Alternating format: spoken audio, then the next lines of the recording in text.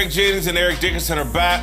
Let's move to the Pittsburgh Steelers, who have been dealing with the aftermath of staying in the locker room during the national anthem last Sunday. Earlier this week, Big Ben expressed regret over the decision, while Mike Tomlin said his players just want to play football. Now a new report claims the tension was palpable in the Steelers' locker room after the game and the protest. Cowherd, these demonstrations are being sold as displays of unity, but are they actually dividing locker rooms? No. I think what they're doing is they were real trouble for locker rooms that were in real trouble already.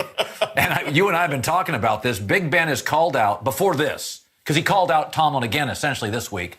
He called him out twice last year on camera. He called him about the practice regiment. He's like, it's too hard. Why are we hitting like this? Then he called him out after the Dallas game. He said, they were prepared. I wish we were. That doesn't happen in this league. That doesn't happen. I mean, Marino and Jimmy Johnson at the end didn't get along, but generally, even if you don't like the coach or the quarterback, you don't talk about it. So I think their locker room, you've said the Seahawks locker room's in peril. I think Pittsburgh's for the last year or two has been in peril, and this just ignites it. I think you're right. I think the Steelers are an example of what's going on across the NFL. Now, I do think there is a side that's starting to win, but I do think this issue and all the unity, and I don't think the majority of NFL players agree with the taking a knee thing. And I think that's across color lines or whatever.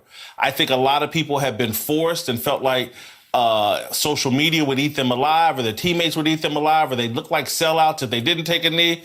I do think it's been divisive, but I also think that these calls for unity are a reminder to players like, you guys do know what sports are about. They're about coming together despite differences, not promoting differences and driving each other apart.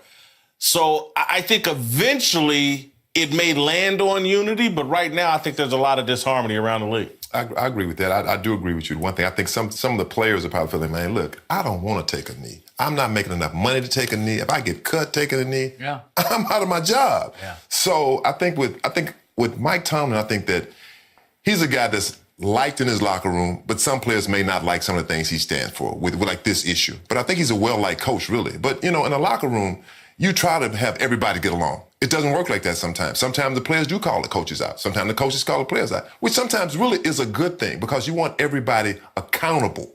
Everybody accountable for everything they do and every action that you have. For every action, there's a reaction.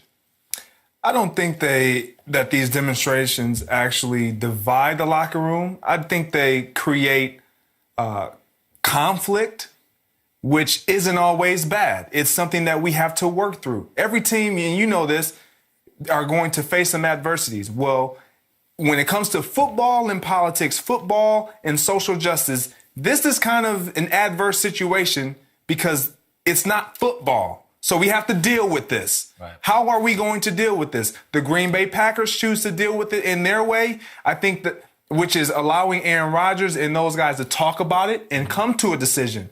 The Pittsburgh Steelers weren't able to come to a decision. So then Mike Tomlin had to be head coach and say, this is what we're going to do. And that wasn't agreed upon. So no, that's going to create some conflict.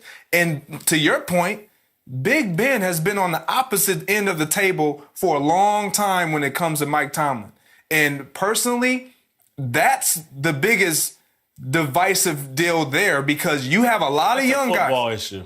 Yeah. But you have I'm agreeing with you. They're on opposite sides over football reasons. But again, Greg, I don't want to understand this. Conflict is good, I think, in a locker room environment if we're conflicting about playing time, strategy, things like that. You can't solve political conflict. And so once you unleash that in your locker room, the Republicans and Democrats have been going at each other for 50, 60 years. What did Mike Tomlin say? We want to just get to playing football. That's what we want. We want to play football. Forget all this other stuff. Just like the guy that came out, the Ranger. He was an Army Ranger. He came out and stood. He fought in a war. So you can't say, look, you should stay in the locker room. I've been there. I've done that. Just like I'm here for you, I've been there also. So you can't hold that against him. So It's just, like I said, let's just play football. Yeah, it is interesting, though. Hurricane Irma, Harvey, 9/11. We have seen where chaos does create some unity. There are opportunities to say, man, this is, if you can acknowledge, it's not catching anybody by surprise. The president's talking about it. This is not an unspoken thing. But Irma, Harvey, 9/11, there's only one side to those tragedies. There's only one side to be on. When it comes to politics, there's 2 sides, 4 sides, 10 sides. But the side of most players is, let's get past it and play football. So can you create resolution over, listen, guys, we may be divided, but we have a game in 45. But see, I think that's the angle that the Packers are trying to take. It's not about protest. They just want to show the world we're unified. We understand that these are issues. We can't solve the issues, but we want to let you know that we're going to come together. We're going to stand in unity. We're going to love one another. But ultimately, we have a job to do. Listen, I agree. I think there will be certain teams that will do exactly what you're saying. Like, we can't solve this political thing. Let's play football. But again, let's say you're the Seattle Seahawks. Last night, Michael Bennett and Doug Baldwin were on CNN, and the conversation didn't have a damn thing to do with football. Right. They're taking their team headfirst into social justice warrior land.